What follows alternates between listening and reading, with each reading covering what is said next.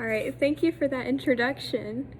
Yeah, like he said, this paper, I wrote this in my British literature class with Leah Hott, and this paper specifically focuses on the male identity, specifically of a marginalized voice, and how it is questioned, threatened, and ultimately completely destroyed, specifically in The Merchant of Venice.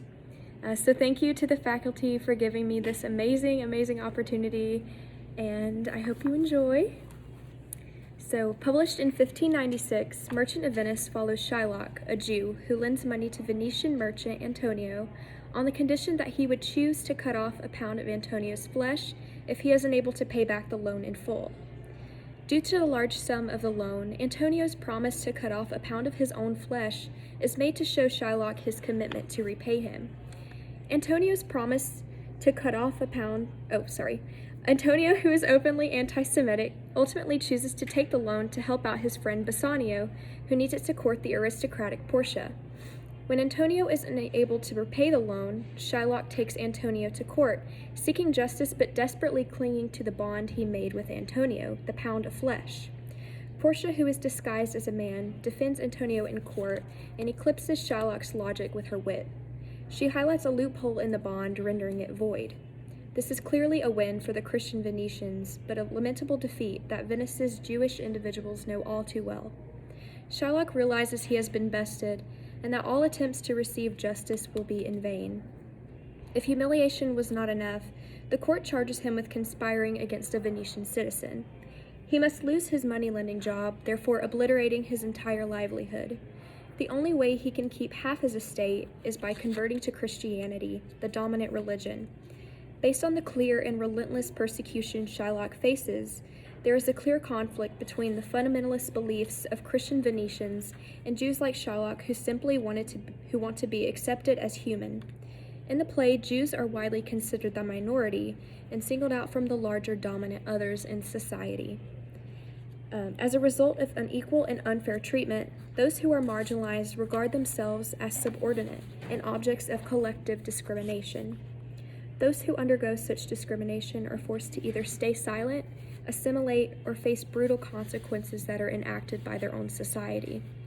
The Merchant of Venice is an irrefutable manifestation of the traumatic effects of marginalization on an individual who does not fit the societal mold. Throughout the play, Shylock's male identity is tested, threatened, jeopardized, and ultimately completely snatched away from him. Shakespeare's Merchant of Venice is largely a play about living within the margins of society.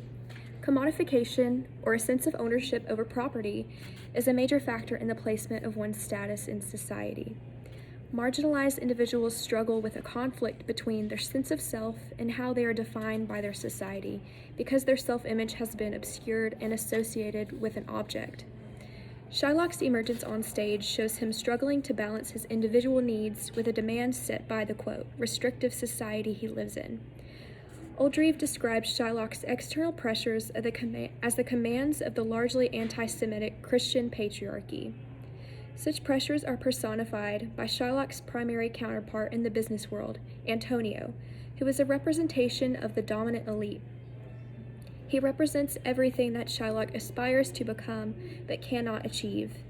He is an incredibly successful businessman who is deeply immersed in the financial endeavors and social life of Venice.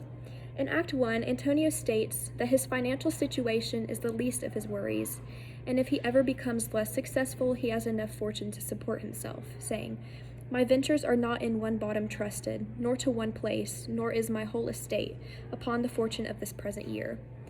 Because of this, along with the fact that he is white, Christian, and holds Eurocentric values, he is highly respected.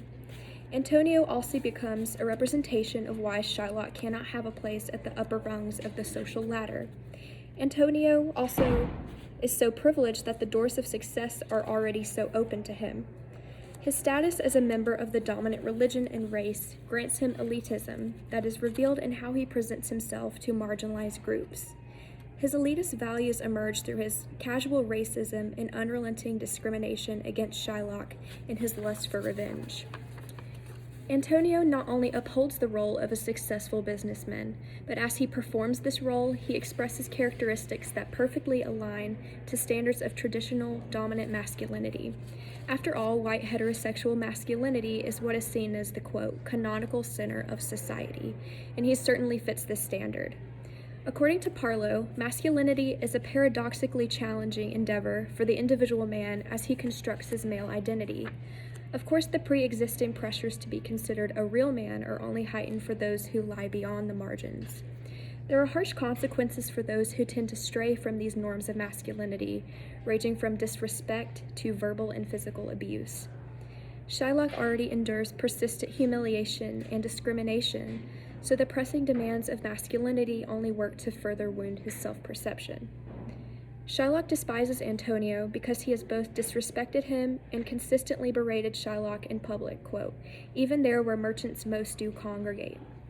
This public humiliation is a calculated and deliberate move to drive customers away from him and send them to Antonio instead, threatening his only means of income. Mistreating Shylock reflects anti-Semitism, a kind of anti-Semitism that is utilized to give the Christian an economic advantage and assert his dominance as a man. Such deliberate acts of manipulation go to show that actions performed by figures of traditional masculinity are self-serving and rooted in the desire to solely dominate. Shylock has dealt with alienation for most, if not all, of his life, and is a victim of constant and relentless intolerance. These feelings of alienation are only heightened when he discovers that his daughter has run away to elope with Lorenzo, a Christian man, insinuating that his only offspring will also convert to Christianity. Shylock feels utterly devastated and betrayed as he learns that she has also taken his money with her. As he weeps and cries out on the streets of Venice, spectators like Solanio mock his sorrow to others, saying, quote, "My daughter, oh my ducats, oh my daughter." Shylock himself does not speak these lines, rather they are spoken for him by a character who has continuously despised and mocked him throughout the course of the play. While Shylock is devastated to have lost his money, he ultimately is most hurt by the fact that it was stolen by his own daughter. Solanio's intentions are to emphasize Shylock's sorrow over his money. This reinforces the stereotype that Jews are greedy and money-obsessed, which is yet another instance where both physical and innate differences between the two religious groups are put on display and villainized. When Shylock encounters Solanio and Solario afterwards, he accuses them of being involved in Jessica's elopement.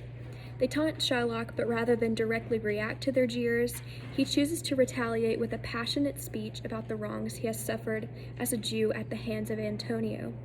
Shylock goes down the list of Antonio's wrongs against him, saying he has, quote, laughed at my losses, mocked at my gains, scorned my nation, thwarted my bargains, and what's his reason? I am a Jew. He argues that Jews are the same and ought to be treated as equal to other men, with the same feelings and needs, highlighting the dissonance of society.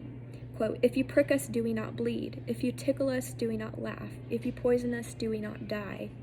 This is the point in which he finally breaks and implores others to understand the pain they have caused. The internal strife that is eaten away at Shylock because of others' discriminatory behavior justifies this angry and urgent outburst. Although the delivery of this monologue comes across as desperate and frustrating, his frustration is rooted in deep internal pain and suffering. This emphasizes the emotional impact of his and other Jews' mistreatment and others' resistance to simply accept him as a man. As a marginalized and silenced voice, Shylock speaks. He uses his pent-up frustrations to his advantage as he allows them to fuel his speech, to not just beg but force others to hear his pleas of equality and justice. It is evident that dominant Christian male characters like Antonio overwhelmingly support and encourage a problematic imperial gaze toward marginalized voices. The Christians view and treat Jews as, quote, men whose powers of not just monetary but also human generation must be attacked, whose symbolic place on the margins of society must be altered and even eliminated through metaphorical castration. The trial scene in Act 4 is the poignant event in which Shylock's metaphorical castration is brutally enacted. As Shylock approaches the court, he is determined to receive justice for Antonio's inability to repay the loan. Feeling betrayed and scorned because his only child has run away and converted religions, Shylock's pleas in court are fueled by his internal spite and suffering. However, Shylock becomes blinded by his fury, revealing flaws within his argument, which the Christians, who were on Antonio's side, clearly notice and pick apart. Shylock fervently claims, "My deeds upon my head, I crave the law, the penalty and forfeit of my bond." And Portia gives Shylock the chance to either take the moral path or receive his end of the bond. Shylock chooses the latter, unknowingly entrapping his fate. Because more privileged Christians like Portia have a vast knowledge of the law, they use such privilege to assert their dominance and prey on those who oppose them. Portia deliberately bends the law to enact punishment upon Shylock as an outsider and alien, even though he is a Venetian in every way. He lives in Venice, has raised his daughter in Venice, and conducts all business and financial matters there. In this way, the Merchant of Venice suggests that Venetian law is a socially constructed system that is tailor-made to solely benefit those determined to be real men and true Venetians, and subjugate those labeled as other. In a single moment of weakness, Shylock has been tricked, and the powerful Venetians have weaponized the written law. Portia's argument far surpasses his own, leading to victory for Antonio. It is a victory for Christians who see Shylock's failure as a triumph over Jewish evil, but it is a devastating failure for Jews. Shylock's sentence and forced conversion is supposedly an act of mercy, but Shylock's pleads with the court and argues that by taking his money, property, and way of life, death would be far more merciful. Defeated, Shylock begs, "Nay, take my life and all, pardon not that. You take the house when you do take the prop. That doth sustain my house, you take my life when you do take the means whereby I live." According to Cooper, Christian conversion in Renaissance Europe was inextricably connected to social conformity and was typically intended to preserve either, quote, goods or lives. If a person wanted to be socially accepted, politically safe, and economically stable, conformity to the politically correct religion of the day was simply imperative. However, here, Shylock's conversion is not only forced and involuntary, but it also leaves nothing preserved or saved. Shylock loses everything. He is forced to assimilate into the culture that has jeopardized and taken away the very essence of his livelihood. His forced conversion is a conquest wherein Venice not only ensnares Shylock, but also purges his land and his masculine identity of value. It is a conversion that once again continues to differentiate Shylock from the Christian Venetians and shows him that he does not and will never fit into the hegemonic mold. For the majority of the play, Shylock has lacked power. For his entire life, he has been berated, betrayed, spat on, and neglected by society for simply being a Jewish man. For Shylock, the trial scene is an opportunity to have his voice amplified and have his power recognized. And as someone considered inferior, he simply wishes to be recognized as equally superior to the dominant class. As he desperately pines for justice and a recognition of the self, he ultimately fails to gain it and ends up losing everything he has in the process. Those who are lucky and privileged enough to possess power in society are able to manipulate Shylock for their own benefit. The manipulation Shylock undergoes demonstrates the Christian patriarchal society's calculated efforts to impose power, repress the non-hegemonic male identity, destroy unwanted identities, and disregard any and every kind of marginalized voice. Most importantly, the trial scene demonstrates what Cooper coins the, quote, conquest of the other, which renders Shylock's invalidation as a man the castration of his male identity. After Shylock receives his merciless sentence, mention of him in the remainder of the play ceases. He is no longer recognized as a part of the story. Instead, the focus shifts to the joyous unification of Portia and Bassanio and Jessica and Lorenzo. In so doing, Shylock is erased from his own narrative, solidifying his status as a marginalized object in this society. It is even more poignant that he simply vanishes off the page, out of the play, and out of the audience's mind. Shylock's forced conversion and assimilation ultimately result in the destruction of the self and silencing of the marginalized voice. Thank you. Thank you.